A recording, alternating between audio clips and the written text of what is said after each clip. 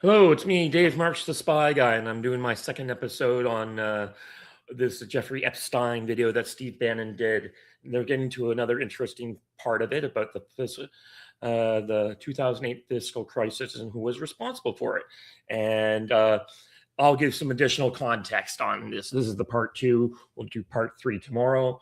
I also want to bring in some of the rich stuff that I've been content. He had another guy who's been like the lead investigator on Jeffrey Epstein going back years on his show today. And it was very interesting to see what happened there because that guy had a lot of information that I'd never even heard before. You follow Mike Benz and you get this insider CIA stuff. But when you follow this guy, it was just like, he's talking about like the Vatican and the an Italian nobility trying to plot his death. I'm like, okay, let's go for that one. Anyways, we'll continue with the Bannon stuff here because Steve Bannon is asking what caused the 2008 financial crisis. What was the leading cause? And he gives the answer, which is partly correct. He doesn't mention some other stuff that I'll mention along the way. Yeah, I guess you weren't occupied with finance that whole summer. How long had you been in jail? Went to jail June 30th. So the entire summer. Yes. Before you went into jail, you were still very active in the financial markets. Yes. When I say active, you trade currencies every day. You trade stocks every day. When people, I don't do anything. Someone like you, or you give advice to people to trade stocks or trade currencies. I don't trade every day. I think that's like Woody Allen said. You can't beat the bank. So I try to pick my spots. George Soros picked his spot when the pound collapsed. This would have been a great money-making opportunity that passed me by when I was in jail, but that's not how I think. In the run-up to that, and of course, now we have a lot of the emails showing that that a lot of this stuff is BS, and that he was getting in contact with the guy. Just watching Sargon of Akkad right now on the podcast, The Lotus Eaters, going on about the whole fact that Keir Starmer is about to go down from because of his knowing that the Lord of Darkness is Lord Mendelsohn. No longer Lord, just Mr. Mendelsohn was conducting treason. In the spring of 2008, that's when Bear Stearns got in problems, I think, in the spring of 2008, and they decided to bail it out. Did the Bear Stearns guys talk to you for advice at that time when the big crisis in Bear Stearns? No, but see, again, unbeknownst to most people, and it's easy to blame people for the financial crisis, like you'd blame someone for giving your father the drink before he had his heart attack. But what really happened, the real enemy of the finance system was Bill Clinton. And if you ask me what and who caused the financial crisis, I would tell you it was Bill Clinton. Because of what Bob Rubin and he did to deregulate the financial system? No. Because as of the last time we had our 60-minute interview, you talked to me about home ownership. And you asked me whether everyone should own a home. And I told you, no, it's too risky. So the financial collapse of 2008 is because of hardworking African Americans, Hispanics, and whites who wanted to have a ownership stake in the society that all rests on their shoulders. They're the culprits. No, not at all. No, they're the victims. I didn't say they were the culprits. I was pretty clear it was Bill Clinton. Okay. And why was it Bill Clinton? Because Bill Clinton wanted to get votes from those people. And he sold them the idea that instead of renting in a house, and historically the values of houses have gone up, and he said, you guys in these local communities who haven't been able to afford a house before, I'm going to show you a way. I'm going to give you a way because I'm sure I'll get your vote that you can own a house because I want your vote. So what we're going to do is I'm going to let you buy a house, Mr. Bannon, when you're right on the border, maybe, or not even on the border. Your credit is not good. Okay, let's be honest. And it's not my fault. It's not Bill Clinton's fault. But if whatever happens, at the moment your credit score or whatever it is, your credit's not good. Now, normally, you come to me and want to borrow money, I'm a bank, and I say, I'm sorry, Mr. Bannon, I can't lend you money Right. because your credit score is not up to where it needs to be. Hopefully, if you work harder and clean up some of your problems, it will be. But no, what I say to you is, I'm going to figure out a way to lend you, not give you. I'm going to lend you money anyway, though you don't have a good credit score. And don't worry, I'm going to get rid of the term that you don't have bad credit. Bad credit sounds pejorative. You don't want to be a person. Sounds judgmental. Yeah, sounds judgmental. Yeah. So what we're going to do is we're going to call your credit situation subprime. And this is where we get into the derivatives.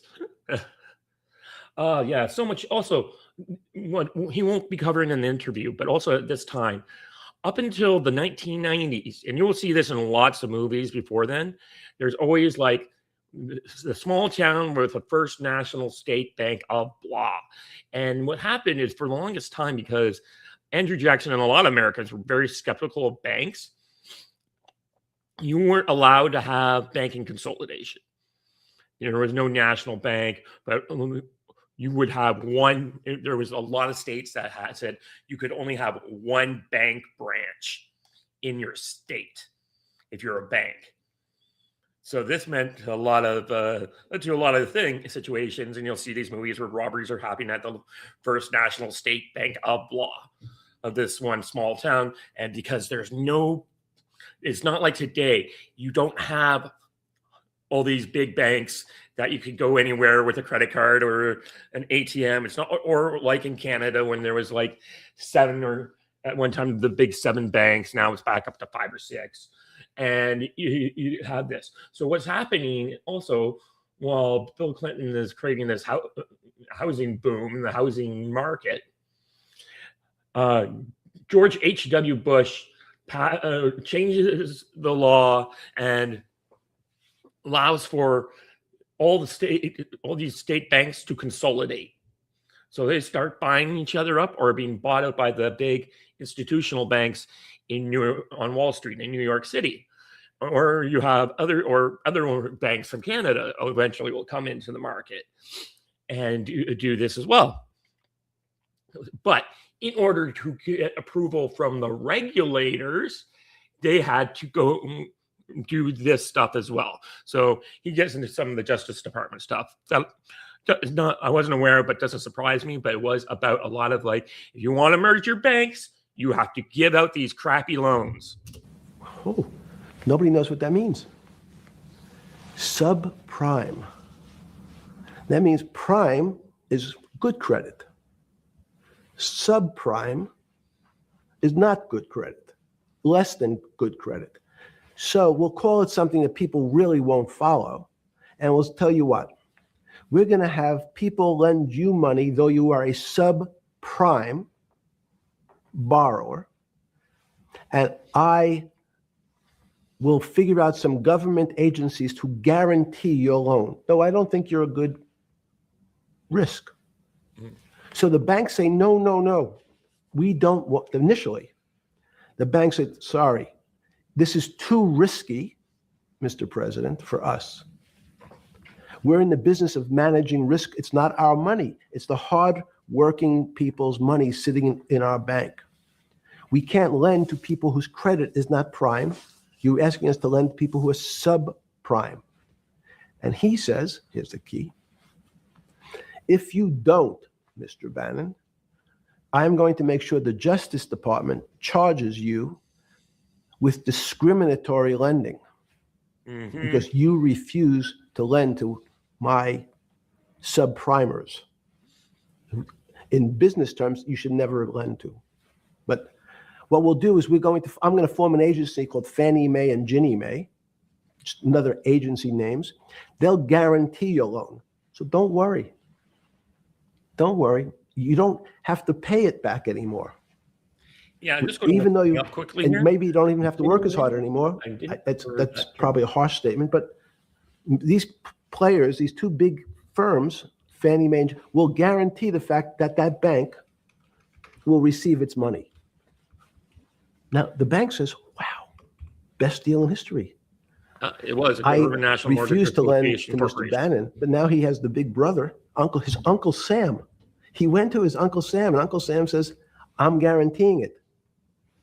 The bank says, I want everybody. Give me as many people as you can give me, because Uncle Sam is the best credit in the world. Not only it's the United States government. We'll take it all. We'll take as much subprime as we can handle, because it's the best investment for the moment. It's a strange investment because it has politics that has inserted its way into the numbers. Politics doesn't belong in the. By the way, I've been looking at doing AI stuff, and I just created my new intro video. I need to add some words to it because apparently the main character talks in it, but it looks pretty good, and it's just 15 seconds, and it'll be like, welcome to the Spy Guy channel kind of thing. So I'll show you once we get through the interview, I'll show that off as well. Actually.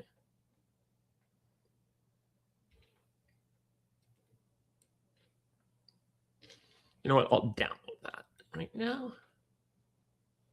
Where did I do? Like intro.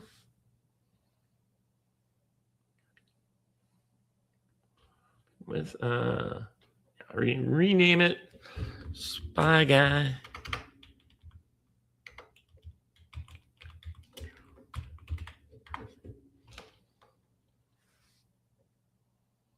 Put that in the situation rooms, I think. And then I'll show you guys what I just got. For those who are watching at home, I will go over here. Go to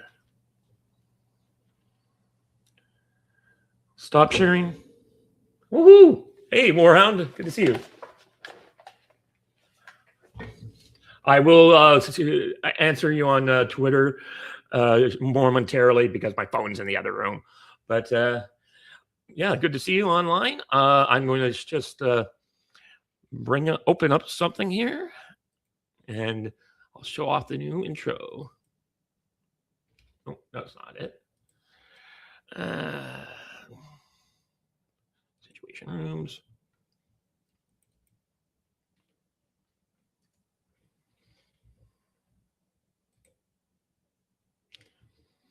I'm gonna go share screen. Oh, not that one.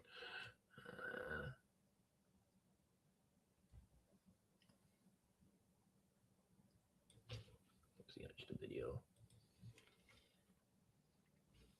Maybe it's.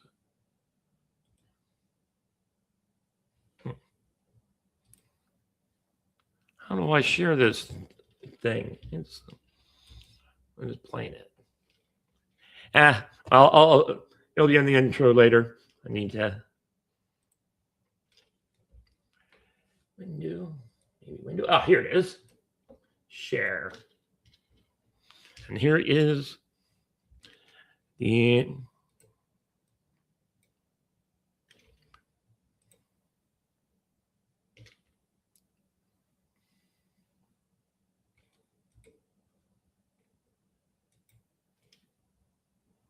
hide. Aha, there we go.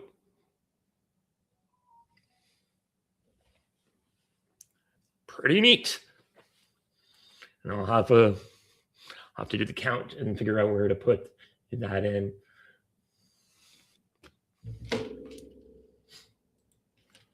So that's what that is. So I'm just going to basically get back to my show. But that's, yeah, his interview with Steve Bannon is what I've been working on, and then I'll have some stuff. But now we're going to have, I want the votes. We'll make guarantees that you who can't get a house normally will be able to get a house from the bank.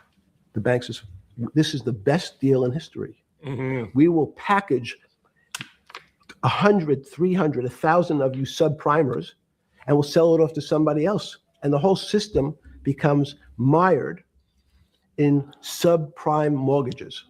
That's becomes the What do issue. you mean mired? There's just too much supply. It's a supply demand problem. You get too much supply. No, it's a very good question. What does too much supply mean? Well, then you get to people, go back to your first question to me. Government leaders. Government leaders know if they're good, and they can do mathematics, they can balance their checkbooks. So certain people in Congress said, well, how do you value these subprime mortgages? The banks say we've been valuing them the same way we've always valued them for the past 20 years. The accounting firms, there's something in this country called GAAP accounting, which is a standard type of accounting. And we account for them the same way we've always accounted for them. If we paid $1,000 for your mortgage last night, when we put it on our books today, we're going to say its value is $1,000. Makes sense. I paid for it. What's its value? It's $1,000. That's what I paid for it last night. No. The Congress people said, that's not really a good answer, you know. That doesn't give us confidence that you know what you're doing. Because what happens if you have to sell it tomorrow morning? Something's happened and you have to sell it. Remember, there's kinds of stress tests. Yep. Would you be able to value it at what you paid for it the day before? And Wall Street says, that's not the way you can think about this. This is crazy. We always value things at the cost from the day before. And they changed the accounting method, in essence, to say not what it was worth yesterday, but if I have to sell, what would it be worth? That's impossible. So what happens is every bank now has to value something they bought yesterday at lower than they paid. Yep. Never before in 20 years did they have to do this. So something they bought at 1,000, on their books was 1,000, is now 990. That starts to, you asked the question about what did I start to think about. Something's 1,000 and 990, this person now has to value it at 980. When did you first start to get nervous, understanding Bill Clinton in all this? Did you change glasses? Yes, Okay. Okay. I changed shirt. I saw the black. Are you okay with the Yeah, great. I think we're gonna have all kinds of changes. I'm experimenting. Okay. When did you get a feeling? Did you ever anticipate before it happened, something like 2008 could happen? No. Well, How could that my father did. It's the word I can beat it to death, is that it's very much like would I anticipate I'll have a heart attack tomorrow? Unlikely. You know what? I can check. Was 2008 a heart attack or a stroke? Debilitating. It's a better. It was both. But why was it both? Because in fact, as I said, the blood was getting dried up in the system, and the head, which is sort of the central bank, wasn't working. So to some extent, it was a combination. It was a crisis. Did you see that building up over time?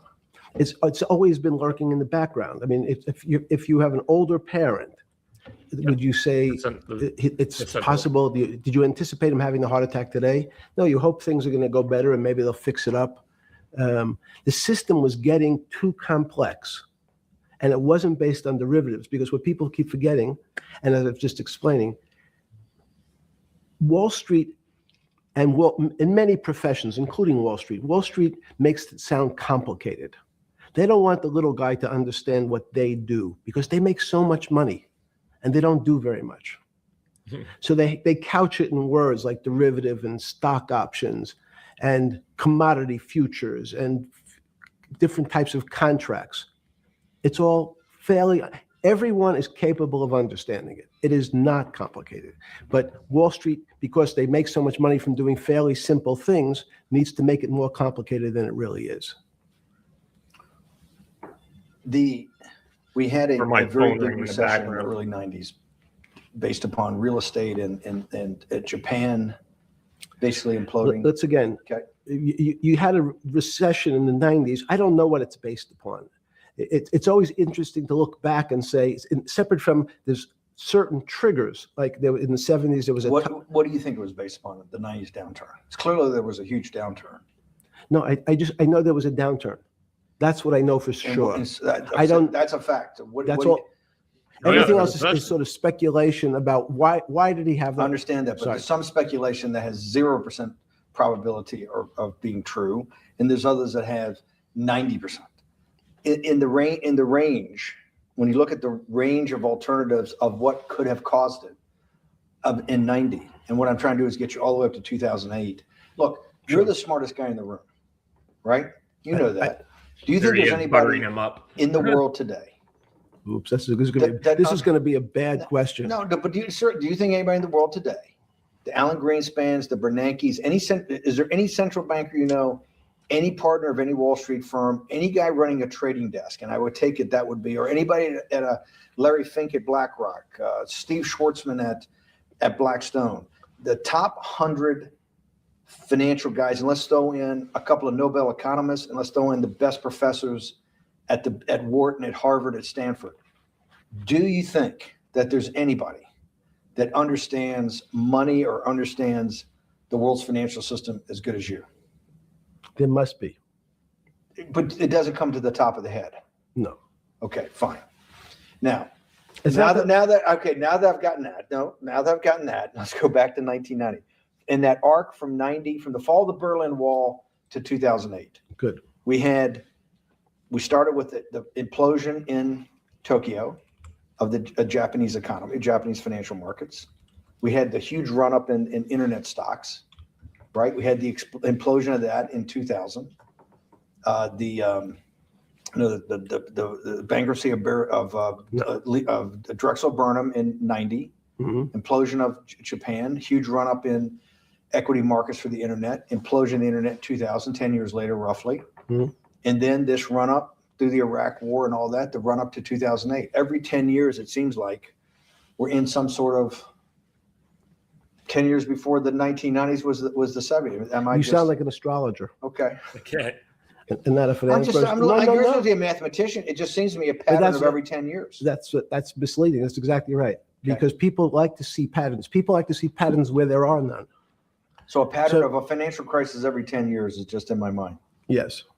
Well, I disagree. Long-term capital that had to be bailed out back in the late 90s when everybody panicked. And that wasn't that bailout today. Yeah, though I disagree with that. I would say that it's baked into the cake, and that's what some of the Austrian economics people are, and those who want to get rid of central banking, make that case is that this is part the boom bust cycle, the Keynesian thinking of back and forth like this. This is part and parcel with having a central bank. Is that they are deliberately making it into a situation where you have to have a recession every 10 years is to cool off the economy.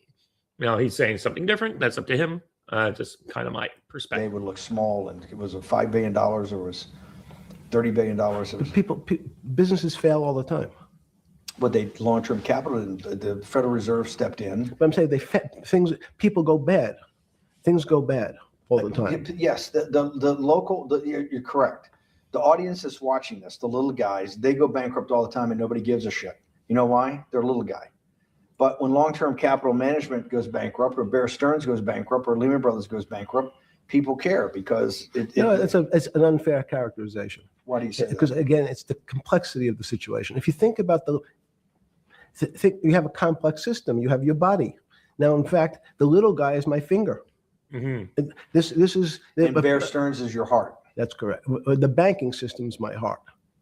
The system, I can't risk my because remember, it's not only my. You haven't been able to name. Hang on. You haven't. Hang on. No, hang on. I was trying to hang. I wanted to see if the hang on worked. No. You haven't been able. You're not good enough yet. You're like junior wizard trying to do it. You haven't. Yes. I'll say, since we can't name another guy that's as good as you. Now, there may be a couple out there. You're not bragging. You're humble. It had to be sometime. Please tell me there was some time before you went to jail and basically got cut off from daily information in the summer of 2008, that you started to get very nervous that this complex system, that something was deeply wrong? Okay, first, let's go back. When I say no one understands the system better than I do, it doesn't mean I You always understand. sound like a doctor. You're afraid he's going to get sued for giving a thing. Yes, you're not, no. gonna, you're No, not no, taking no. on any liability. There's no contingent Yes. liability here for Yeah, your no, answers. no. But the word understand is the problem. Okay. I don't understand the system.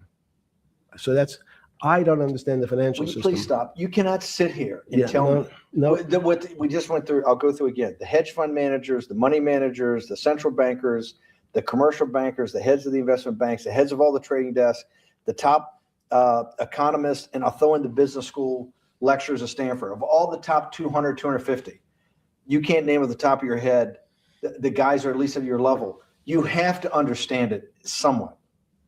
No. Sorry. We all don't understand it. No one understands it. It's a miracle. It's that's part of the problem. It's impossible to understand. That word understand simply means if this happens here, that will happen there. It's predictable. Understanding means it's predictable. Yeah, It's not this is why I found this kind of conversation so smart or interesting, that he was basically pointing out, yes, there's just no hard facts in these things. You're trying to measure the immeasurable. And it's a complex human system of operating when things, it's not a car. It's like a human body or something with soul. predictable. That's the problem. It's very, in complex systems, that was the fascination. Is there a way to tease out some level of predictability? So even No, in the fact, spring- you would ask the question, it's a great question, which was it a stroke or a heart attack? Now, most people don't know that before they were going to have a stroke, they had a stroke. They just have a stroke. Do they understand why?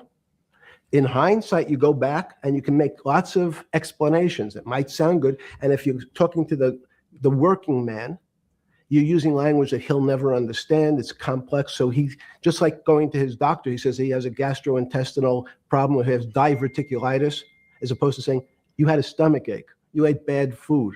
People don't like to say it in normal, everyman terms. The system had a stroke, but we don't know why. But you just, okay. Okay. Hardworking people, and there's a great social benefit, would you not agree, with having people having ownership in the system? When you say ownership in the system, it doesn't mean. Let's start over. 'Cause Okay. So flip Sorry. over your phone too, because Yes. I don't want anyone to see. Yeah. it on your phone. So maybe flip it down or something. Yeah, Yeah, who knows what the fuck comes up with that? that's correct. Which one has sent you? KSA. I can't not believe I've got the magic moment when you're in fucking prison or jail, wherever the fuck it is. It's in crazy. solitary. Now, there's a funny part to that we missed, which is So said. go ahead, tell it. The funny part is Yeah. what you asked me. Is there anything funnier than that? No, For no. black humor, I don't make any black comments. Sorry. I can do that. You asked me what I was wearing. that's right. You're too wrapped up in the Me Too movement. Yes. So I was wearing a brown jumper and a brown pair of pants given to me by the jail with the word trustee on the back. Because you had qualified to be a trustee? Well, the funny part was it was spelled TRUSTY. So I wasn't really sure. I'd been a trustee in many different operations, but it was the first time it was actually printed on my back and spelled incorrectly. Probably had a higher level of being a trustee at that than you had at all the boards that you were trustees, right? Yes, right, because as the trustee meant you get two devices to clean your toilet as opposed to one. Yeah, but it also meant that you had some sort of personal fiduciary own responsibility for oneself, right? In the jail? You Well, mean? that's what being a trustee is. That's where they give you two. Yes, you get two cleaners. I was a trustee in the jail because I was able to teach some of the kids to help them get their GED. So that's how they gave me a That's trustee. something I've heard a lot of people who ended up in these kind of they're not club feds, like Conrad Black, a British lord, ended up in a few years in prison. And medium security. He said, like, if there was anyone going to get into a club fed, it was going to be me. There's a couple handful of ones. That's where Ghislaine ended up. But and Conor Black said, you know what? I hated it. I thought the prison system was stupid, but the number one goal of me and this other guy who were in there for serving our times for whatever stupid reasons, we just made it our life's goal to get as many of the people that are GEDs as possible. That was our mission, was we could get these people general education degrees. You jot. There's no time. I got to go back to this because I'm like a dog with a bone in this thing. Yes. You can't. There's something deeply fucked up with you. At least something. Well, we know there are things deeply fucked up with this. You will get through in this film, Right. but you cannot possibly have to sit there knowing that you came from nowhere, knowing that you went to the very top of what is considered outside of science. Yes, we're doing the maybe guilty physics, thing again. the thing people most admire because it's like alchemy, understanding high finance. To sit there in what will be the defining financial crisis of our time, like Black Friday or Black Yes. Monday, whatever it was, in the Great Depression, and be there at that exact moment, triggered in part by a firm that you used to be a partner in and knew intimately well, and it created much of your initial net worth because of. And know that you couldn't, someone who lives on a phone, right? Yes. Because you do live on a phone, right? Correct. You had to collect calls. You cannot tell me sometime during that day, you did not have that conversation with yourself of how the fuck did I do this to myself to put myself in West Palm Beach in a 6x9 cell with a metal fucking bed with a brown shirt that said trustee spelled wrong. Yeah, and I get it. What Bannon is trying to do here is to get some sort of, not mission of guilt, but just like he's like, his job is to humanize him. They're talking about a 60-minute interview that Epstein was trying to rehabilitate his image. That was not likely to happen, but he thought he could get that done, and he brought in some people like Steve Bannon to do that. And I think this is part of the process that Bannon was trying to get it out of him, and he just could never admit that he screwed up. So did I find it amazing that I was there? That's a Not better, amazing. I don't want to say it's No. not funny. Oh, I thought I wasn't funny. Right. but Not I- amazing. no, Did it was you- incredible. Incredible in what way? This- Incredible, like how do I do this to myself? No, it's as incredible as me sitting here in this house. They're both just two sides of the coin. That's how I think about it. That my life today is incredible. Do you consider yourself a stoic? No, I consider myself a hermit. Stoics are not very happy. Yeah, they are not. Being a hermit then, being in that 6x9 cell, being in the cell, the cell was not the problem, right? Correct. What was the problem? The eating the almond joy bars. Because you couldn't eat the food. No, right. And but remember, my life is. Did that ever strike you that I can't eat the food because somebody might have done something to it? I gotta live off an almond joy bar, one a day or two a day or whatever. How many ever sneak in a day? No sneaking in.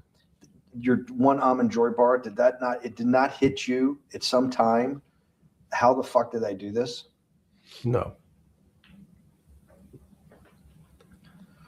Let's go back to the spring of 2008. Were you so wrapped up in your personal issues at the time you were not spending enough time on the financial markets, or were you deeply involved in the financial markets like you normally were? No, I was involved. And you so we're saying that the smartest guy in the room didn't see it coming. No, of course The not. bankruptcy of Bear Stearns, you just thought was a Bear Stearns problem. You didn't see it as systemic. I know you keep harping on it, but it's not Because you're a mathematician and understands systems. I- It seems that anybody that understands that they had a systemic problem, you would at least be the first on the early search radar.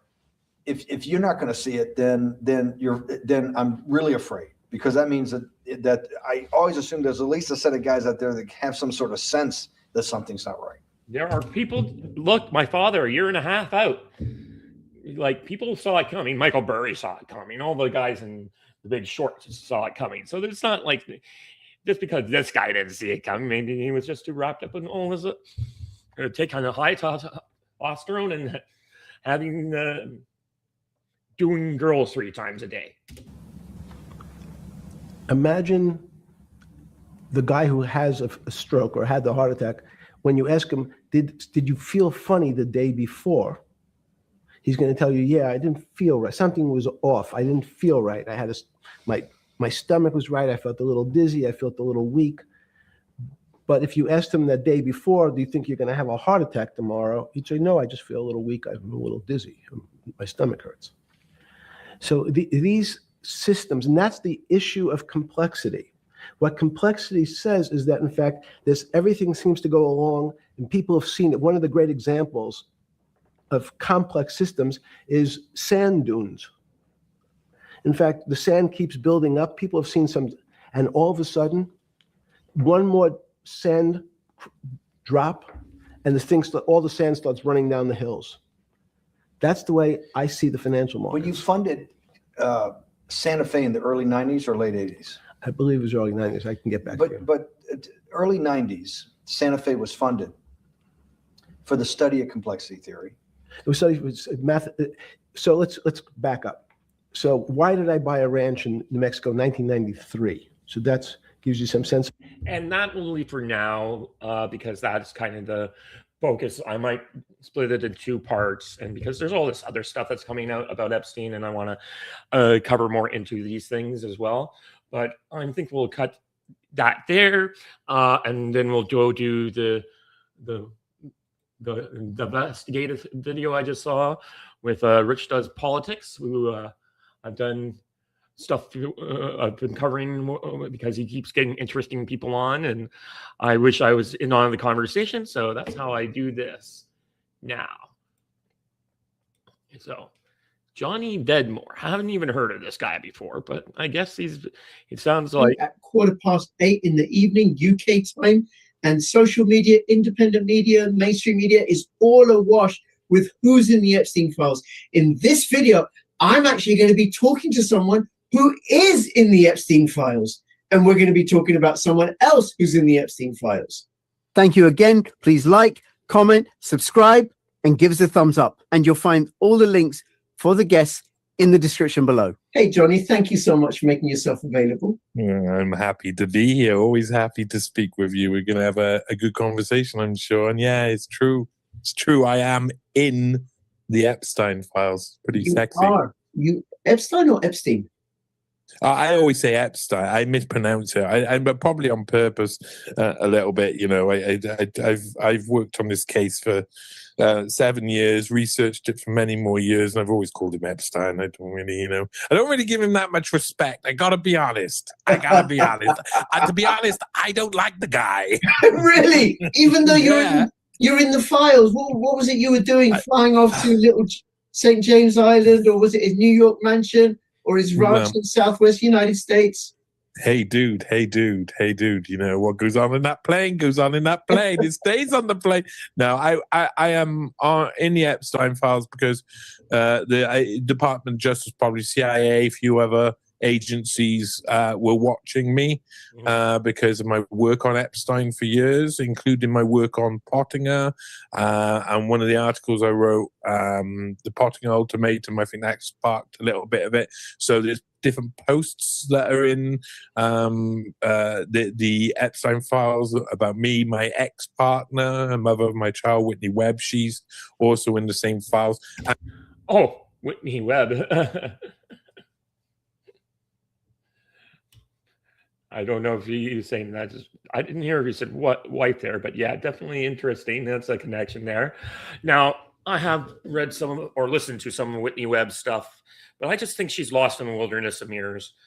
There's this, when you get into intelligence stuff, you get this kind of thing where you can go down the rabbit hole and get lost in the very intricacies of things. And she's seeing stuff that we just don't really see. This international ring of blackmail. We just don't have that. We do. She does a great job of tying all these things together, but we haven't really. I don't think this is about blackmail. I think Epstein or whatever was basically a high-class pimp, and you like rich guys like young women And a lot of times these girls are 16, 17, 18, and you're likely, just like any other pimp, you're going to turn out your tricks for cash and access. They were just hookers exploited by a very wealthy pimp and given to men. And just there's no different. The only difference between Epstein and the guy at some black guy in the inner city. Well, I should say some black guy, but the someone stepping out of a black exploitation film is that he had way more money and he's a white guy. And they notice and this is it's a good title, journalists of concern. That's what I am. I'm a journalist of concern. And so they were watching us. So it's a good reason to be in the Epstein files, but I am in the Epstein files. My couple of different mug shots of me are in there. So but don't think I'm guilty of nothing. I wasn't hanging around with Mandelson in my underwear or anything. What a relief that is, right, for everybody, right, and possibly for Mandelson as well. Well, I don't know. Maybe I would have been able to earn a little bit of money. Everyone's got a bottom line. Everyone's got a bottom line. Indeed. Okay, so Johnny Vedmore, you are a independent journalist extraordinaire. You've been on my previous channel, and here you are on Rich Does Politics. We're going to be talking about this video. We're going to talk about Nicole Junkerman. Is it, or Nicola Junkerman? I don't know if she doesn't say the name properly. Ooh, Nicole Junkerman, also known as... Sorry, Johnny. Sorry, before you go, I just wanted to mention something about people who are in the Epstein files. Mm-hmm. Trump's in the Epstein files. Musk is in the Epstein files. Imran Khan is mentioned in the Epstein files. Putin is mentioned in the Epstein files. Doesn't necessarily mean that they got up to any mischief. I know for a fact I pretty much believe Imran Khan didn't. For sure, but he's maybe people get up to mischief and they don't have to be around Epstein. Okay, but so Nicola Junkerman.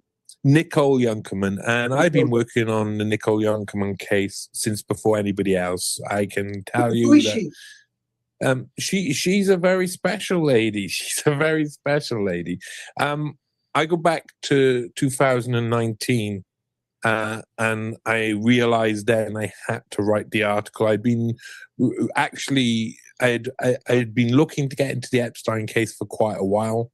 And when I got into the Epstein case, I was researching Nicole Junkerman and her relationship to certain members of the Israeli intelligence elite, the high-level Israeli intelligence. And I had stumbled across her because I was looking at the flight logs, and I had color-coded the flight logs. The first flight logs that we had of Epstein, I had started color-coding it to see different patterns, see if I could see anything special. So I color-coded ones where I gave a certain color to ones which Jeffrey Epstein flew with Ghislaine Maxwell, and another one to Jeffrey Epstein flew with Ghislaine Maxwell or Sarah Kellen and somebody else who was in their entourage, and then another color for when someone from outside their entourage, maybe Bill Clinton or someone, flew along with them as well, and another one when this person or this type of person flew along. And it got to a point where I had this multicolored flight log, and there was 3 flights that were, and 2 different people that were one color. Everything else was basically the same. There was lots of patterns, but there was only a couple of times where Jeffrey Epstein flew alone with somebody, and no one else, none of his entourage was with him. No Sarah Kellen, no Ghislaine Maxwell, no little masseuse, no anything like that. That's really rare when you look at the flight logs. An interesting observation, trying to figure out patterns, and then realizing there would be times where he would be only on with certain people and his pilot. That is interesting. Epstein would use the Lolita Express to pick people up. So he would Like Alan Dershowitz sometimes would use it to fly from one place to another, or he would send the plane to someone to have them pick up. But he wouldn't fly alone at all. You know, it didn't seem like somebody. He always had his entourage. So it became a point where I said, "Who is this lady who flew alone?" And when I saw where they flew, it caused more intrigue because they went from Paris Le Bourget Airport and they flew to Birmingham Airport in the UK. And I was just like, this was 2017, 18. I was looking at this. I found it very interesting. It really made me like, you know, I had found something. I knew I found something that was special and I couldn't quite work out what it was yet. So I went into researching her more. And at one point in 2019, I discovered that she had become part of the UK NHS Health Tech Advisory Board, which was set up by Matt Hancock and Daniel Korski and a fair few others to... Now we're getting into the panopticon. Create an advisory board that could give an idea of the future health tech that was going to be introduced to the NHS. And that was like to have someone who has connections to Jeffrey Epstein and Israeli intelligence at the base level of introduction of new technology into socialist healthcare system where everybody's data is on there. If you wanted to know the problem, if you wanted to bump somebody off, I mean, say the worst possibility, you wanted to bump somebody off and you find out from your little database that they got a heart problem and all you have to do is this and this and this and it'll look natural. Well, that's the type of information you don't want in the hands of Israeli intelligence. I think that's the type of information or any intelligence agency. Jesus. We'd like to keep away from Israeli intelligence. So when I saw that, I got very protective over the NHS. This was pre-pandemic as well, and I went into investigating who Nicole Youngman was, and in July 2019, I knew I was entering into the Epstein case properly for the first time with an article, and I knew it was a really good article, and I knew it was about something that was really important. Okay, so let's start with her connections to Israel. Why is she connected to Israel? Is she Jewish? Is she Zionist? Is she an agent for them, or what? So, one of the major connections that I come across, I mean, in the tech world, because she's a tech investor, so there's a lot of Jewish tech investors. I can tell you that for one thing. But the main connection is massive, enormous, ginormous. In 2017, a company was set up called Carbine 911.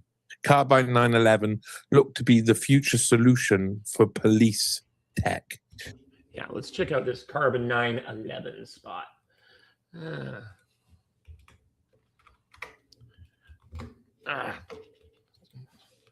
Carbine 9.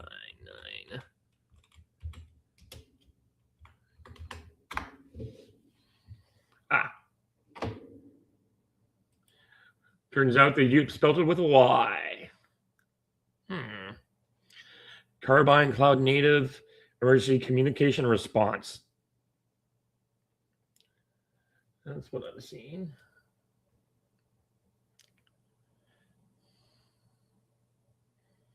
Yep.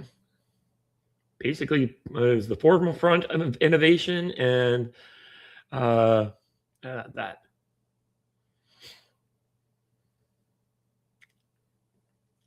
Wow. Okay. Police, instead of you phoning the police in the future, you'll be phoning people who will send out a drone to an area to check it out beforehand and see if the police need to actually come out. And it'll be a private organization that is somehow got all of the data that they can look at to understand where and how best to respond to crime. And Carbine 911 was set up to be this solution. On the board of Carbine 911, when I started,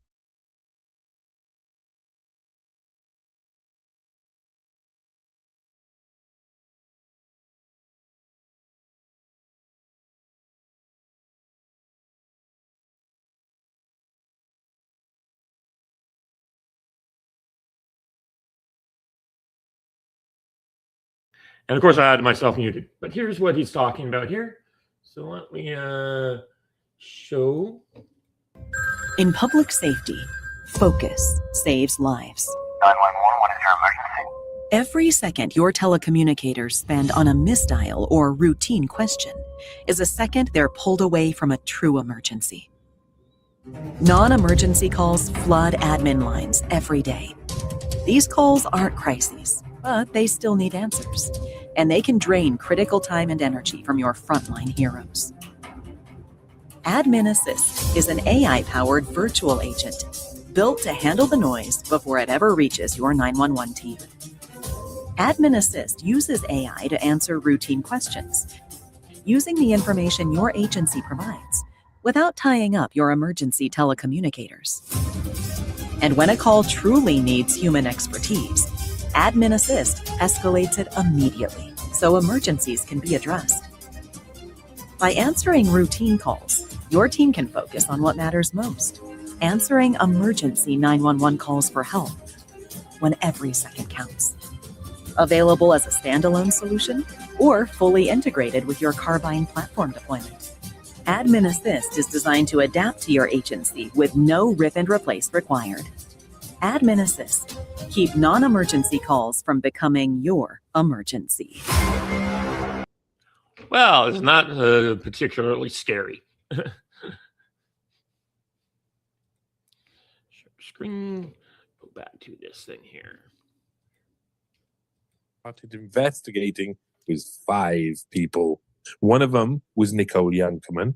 One of them was Ehud Barak, who was the 10th Prime Minister of Israel and a very close friend to Jeffrey Epstein. Another one was Pinchas Bukrus, who was the head of Unit 8200 Cybersecurity Division of Israel. Another was Amir Elikai, and another was Alex Dizengoff, both working for the Prime Minister's Office of Israel and look like serious data intelligence people, really serious people. So these are the top, their heads, the people who were invested in Carbine 9/11 alongside Nicole Youngkerman and Ehud Barak include Jeffrey Epstein and Peter Thiel. So these, in 2019, I find this company. There we have the Peter Thiel connection. This woman is entering in to the UK NHS. This company, Carbine 9/11, also wants to go and get these contracts that are public service contracts where they'll have access to all of our data. The very thought of it was just wild. So I looked into Nicole Youngkerman and I found a litany of things. I found that she originally had been an elite model working for the elite modeling company, the same company Naomi Campbell and others that hung around with Epstein, that they were involved in. I have to say, I only was able to find one photo shoot, and the modeling thing seems like it was a cover. Like it was, they gave her cover early on. That's about 1995. That's after she's been to the University of Monaco. And then she starts seeing a guy called Robert Louis Dreyfus, whose sister is in Seinfeld, is one of the main woman in Seinfeld. And he was the head of Adidas and a few other companies. He had a wife already, but he was in love with Nicole Youngkerman. And I'm going to switch. Just found Nicole Youngkerman online. She's got her own little channel. So why don't we switch?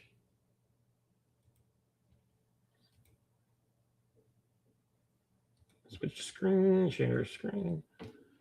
Nicole Youngkerman. Let's see what she's up to. Experiencia en la Olimpiada. O sea, tú empiezas por boxeo por casualidad y acabas representando a España en la Olimpiada. Y aparte súper rápido, con 21 años que fui. Yo entrenaba a escondidas, entrenaba cuando ellos estaban en el spa. From traditional linear TV consumption to some sort of promotion. Right, and sometimes it's not perfect, right? But how great would it be if... So I didn't realize that. We'll see, Nicole Youngkerman.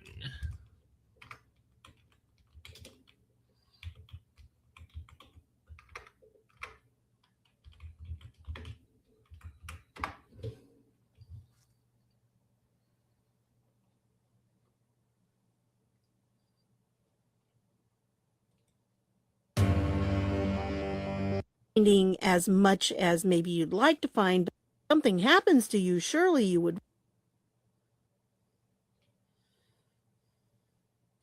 Okay. That'll be something for later. Maybe I'll do some episode on her tomorrow. There we go. We have some interesting things to look into.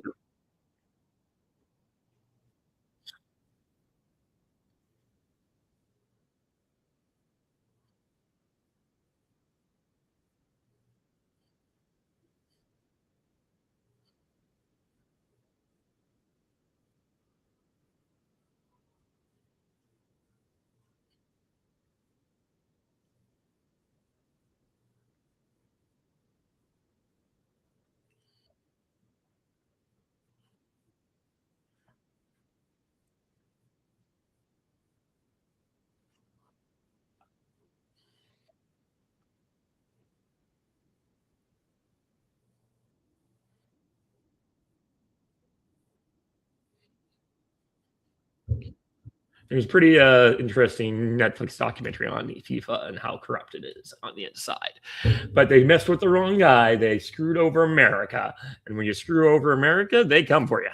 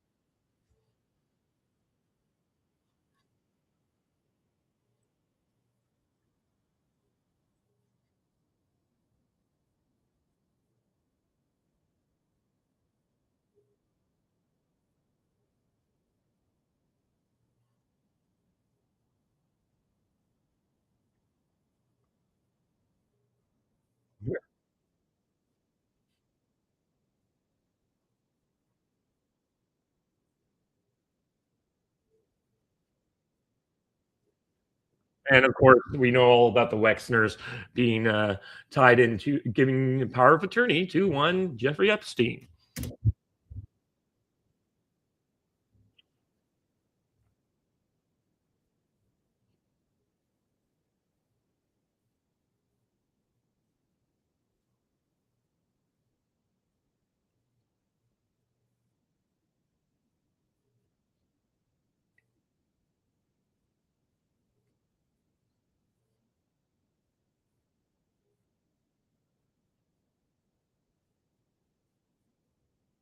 Wow.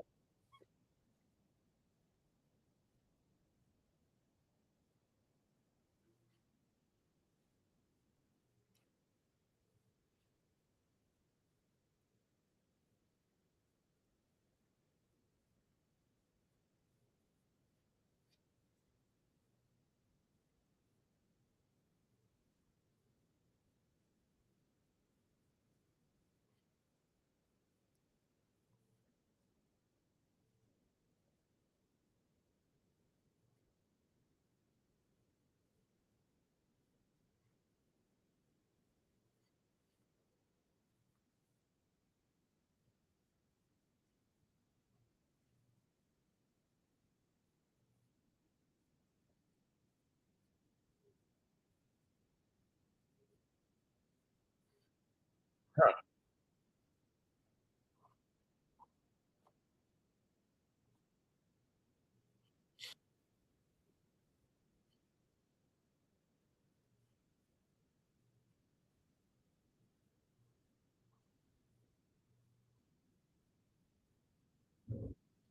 Breakfast at Tiffany's is a good movie for those who want to watch it.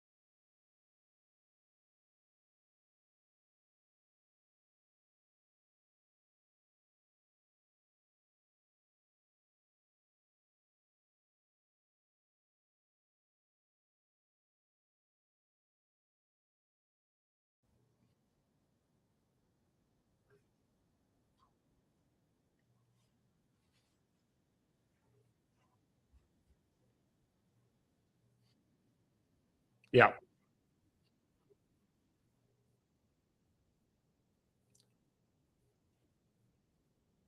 Whoa.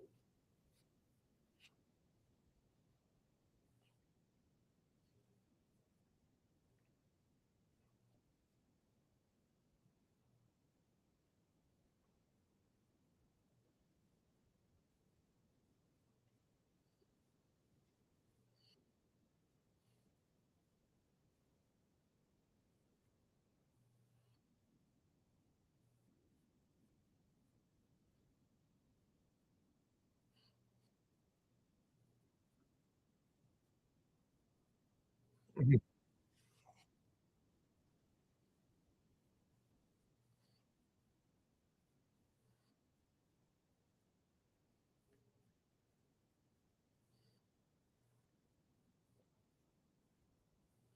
Literally in bed with all the worst people.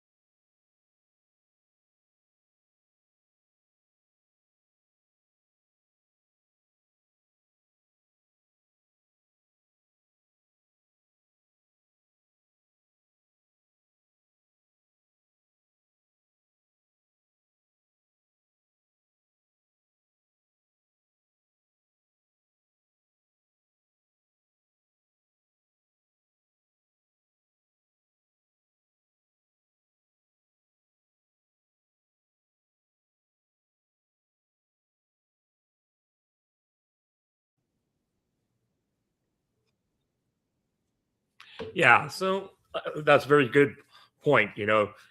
Nothing better to rehabilitate your image or to have open the doors like a pretty face, right? She's totally honeypot from somewhere, but where did she come from? That's a good question. She's tied in with heavily with Israeli intelligence, but or the Mossad. But what does that mean? We do know that Israel is one of the biggest honeypotters. I remember reading an article maybe 15 years ago in a magazine or uh, about this woman. She married an Israeli Mossad agent, got recruited herself, and she starts doing honeypots herself on behalf of Israel. So they have a history of doing this kind of stuff.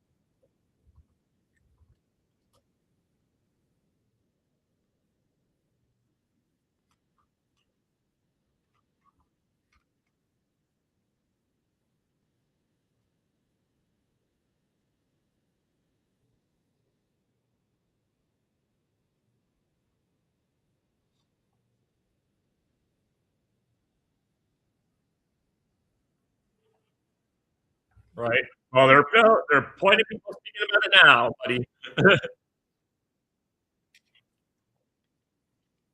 Oh yeah. Oh yeah. This is some fun stuff here about the Vatican, but I've been hearing for the last year more and more interesting things going on with the Vatican, and they're not necessarily the best people in the world. Like, we've had all sorts of things dealing with the Vatican Bank and other conspiracy theories going back. Like, I have a friend who's a Catholic priest, and he's convinced most of the cardinals are all Freemasons at this point. I'm going, oh wow, okay.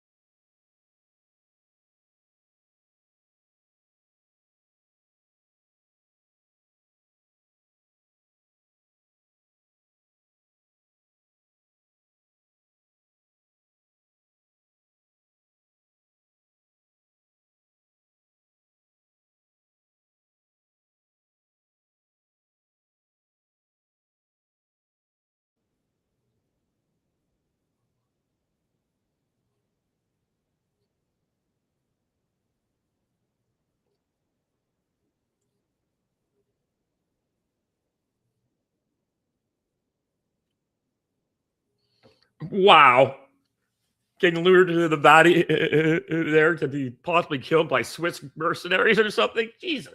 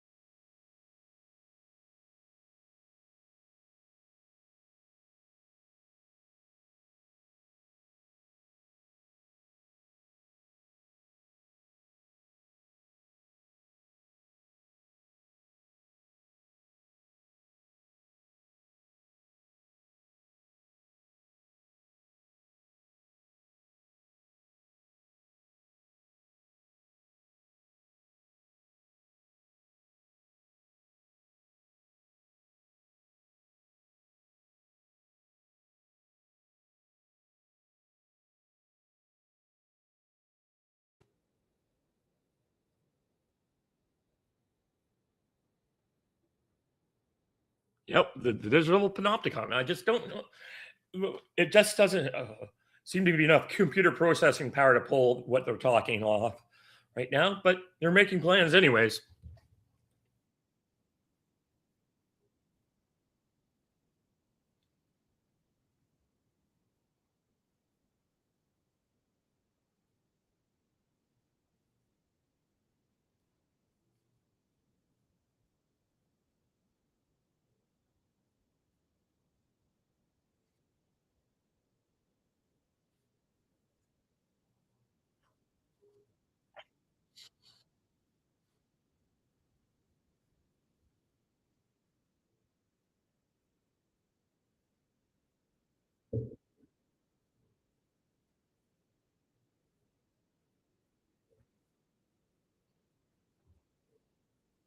Right.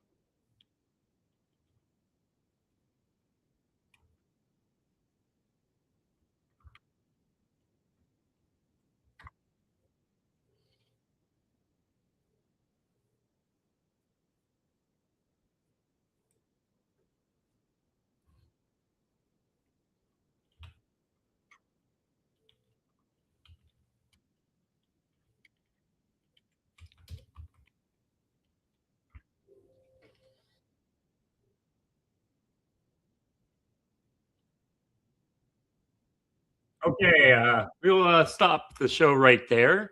But I was just working on getting some of my yeah. So it looks like we're going to be doing a geopolitics thing tomorrow with at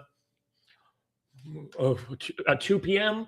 with previous guest Warhound. So we'll be doing that tomorrow and talking about the goings on in the world. And I've been working in the background doing digital assets, so I should have I'm currently texting up I shouldn't say texting. I've got all the audio files completed. I just need to create the outro video. I've created the outro video. I have the voice. I need to merge them. I'm also currently merging the intro video, which we saw looked pretty interesting. So that'll be great to have that kind of stuff in there. The only problem will be when David S. is on and we're having our geopolitical thing, and he'll start talking during the middle of the intro. But we'll deal with that as it comes up. Okay, thank you very much. Bye-bye.